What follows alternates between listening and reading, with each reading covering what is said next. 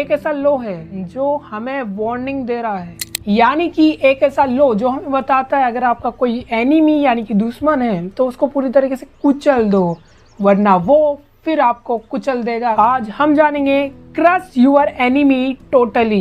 ये 48 loss of power book का law number 15 है कि अगर आपने अपने एनिमी को मेर्सी यानी कि दया खाकर छोड़ दिया तो वो फुल पावर के साथ आप पे फिर से अटैक करेगा और आपका लॉस हो जाएगा। अगर आपने इस लॉ को जान लिया तो शायद आप इससे बच जाओ। मैं इसको पूरी तरीके से डीप एक्सप्लेन करूंगा, तो वीडियो में एंड तक बने रहना। मैं आपको समझाने के लिए एक बेस्ट एग्जांपल देता हूँ। मान लो एक ऑफिस है, उसमें ऊपर ही ऊपर बॉस बैठे हुए हैं और बाकी सारे एम्प्लॉयज नीचे हैं। वहां पर फर्स्ट एम्प्लॉय और सेकंड एम्प्लॉय पास में ही बैठते हैं। जो सेकंड एम्प्लॉय है ना वो थोड़ा जूनियर लेवल का है और जो फर्स्ट वाला जो एम्प्लॉय है ना वो सीनियर लेवल का है। ठीक है, जो सीनियर लेवल है ना वो अपना काम कर रहा है, उसको किसी से दिक्कत नहीं है। पर जो सेकंड एम्प्लॉय है ना वो फर्स्ट एम्प्लॉय की बुराई कर रहा है और एम्प्लॉयज के साथ, और एम्प्लॉयज को बता रहा है कि फर्स्ट एम्प्लॉय देखो कैसा है, जबकि फर्स्ट एम्प्लॉय ऐसा था ही नहीं। ठीक है, और फर्स्ट एम्प्लॉय को पता लग जाता है कि ये मेरा दुश्मन है, ये मेरे को ऊपर दिक्कत कर रहा है। तो वो जो भी बात होती है ना वो अपने बॉस से बोल देता है।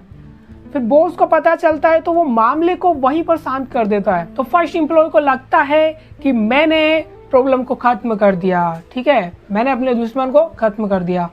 पर उसको क्या पता उसने सिर्फ 50% प्रॉब्लम को सॉल्व किया है, 50% बाकी है।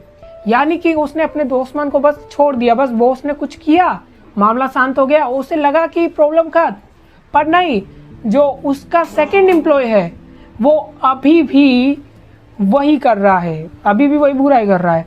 अगर उसको पूरी तरीके से खत्म करना है, उसको जड़ से, उसको जो मेन पॉइंट है ना वहां से उसको खत्म करना पड़ेगा फर्स्ट एम्प्लॉय को, जब जाके कुछ होगा। फर्स्ट एम्प्लॉय को ये सोचना होगा कि उसकी जड़ कहाँ जा रही है, वो प्रॉब्लम कहाँ से आ रही है, वो सेकंड एम्प्लॉय ऐसा क्यों कर रहा है। ठीक है, अगर उसने बस ऐसे ही छोड़ दिया तो वो तो ऐसे होता ही रहेगा, और क्या पता वो सेकंड एम्प्लॉय पावरफुल बन के उसको कहीं ना कहीं दबा दे। उसको प्रॉब्लम को वहीं पर खत्म करना होगा। अगर उसने ऐसा नहीं किया तो आगे जाके वो सेकंड एम्प्लॉय फर्स्ट एम्प्लॉय को पूरी तरीके से क्या पता कुछ भी कर सकता है। ठीक है, हम आइडिया नहीं लगा सकते। इसी तरीके से सिर्फ प्रॉब्लम को रोका है, उसकी जड़ तक नहीं गए, उसके मेन गोल तक नहीं गए कि वो प्रॉब्लम उठ क्यों रही है। बदले की भावना से फिर से आएगा और आपके ऊपर अटैक करेगा। तो आपको क्या करना है, आपको देखना है इसका मेन जड़ क्या है, उसको समझाना है, सुलझाना है, जैसा भी करना है, पर वहीं पर खत्म कर देना है।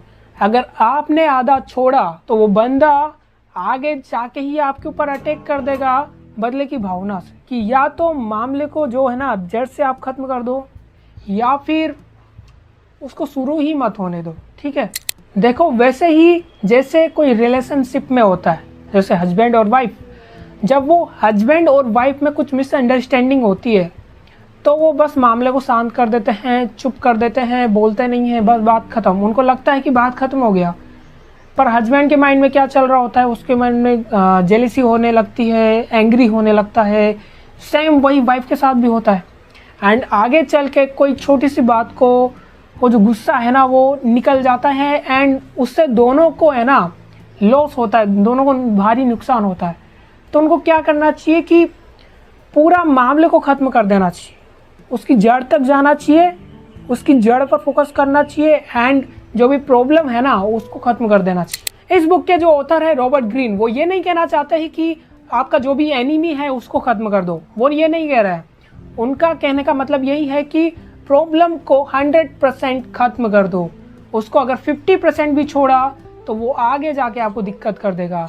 और दिक्कत को ख़त्म करने का मतलब नहीं है कि आप अपने एनिमी को ही ख़त्म कर दो, नहीं।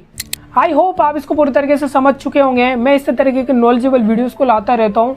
जिस तरीके से ये लॉ अभी काम का आपको नज़र आया, उसी तरीके से मैंने बाकी लॉस को पूरी तरीके से डीप एक्सप्लेन किया है।